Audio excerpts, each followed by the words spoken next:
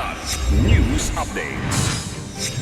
Mga balita ngayon, unang Philippine-US maritime activity ng 2026 sa West Philippine Sea, pinagtitibay ang alyansa ng dalawang bansa.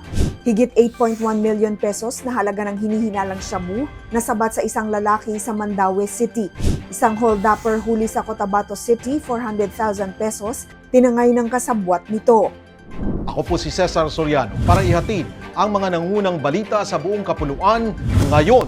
Nilunsad ng Armed Forces of the Philippines o AFP at US Indo-Pacific Command ang unang Philippine-US Maritime Cooperative Activity ng 2026 noong January 25 to 26 sa Bajo de Masinloc sa West Philippine Sea o WPS. Layunin ng aktibidad na patibayin ng alyansa ng dalawang bansa, paigtingin ng maritime security at paghusayin ng koordinasyon ng kanilang puwersa.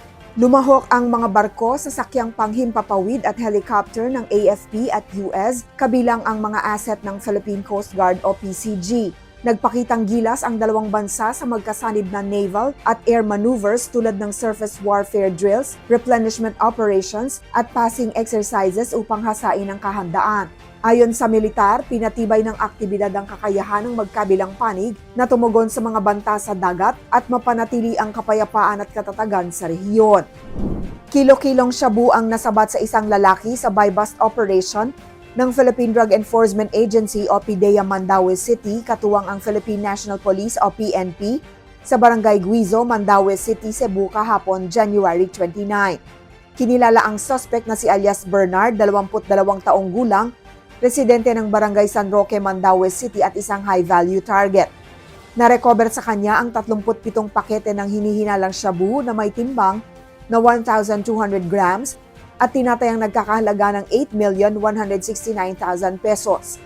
Kasalukuyan ng nasa kustodiya ng PDEA 7 Detention Facility ang suspect na nahaharap sa kasong paglabag sa Republic Act 9165 o ang Comprehensive Dangerous Drugs Act of 2002.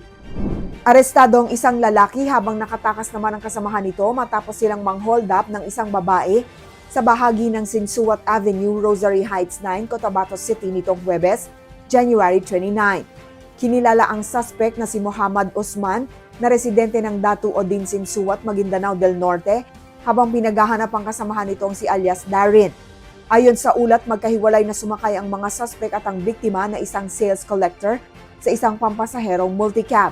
At nang makarating sila sa lugar na pagdedepositohan ng biktima ay saka nagdeklara ng hold up ang dalawang suspect. Agad na tinangay ang bag ng biktima na naglalaman ng 400,000 pesos. Kalaunan ay dinakip din si Usman matapos humingi ng saklolo ang biktima habang pinaghahanap pa ang kasamahan nitong may bitbit sa tinangay na pera. Kasalukuyan ng nasa kustodiya ng pulisya ang nahuling suspect na mahaharap sa kasong robbery. Para sa Kidlat News Channel, ako si Rosalyn Sinchonco, nag-uulat. Ako po si Cesar Soriano. Palagi niyong kasama sa bawat pagputo ng balita.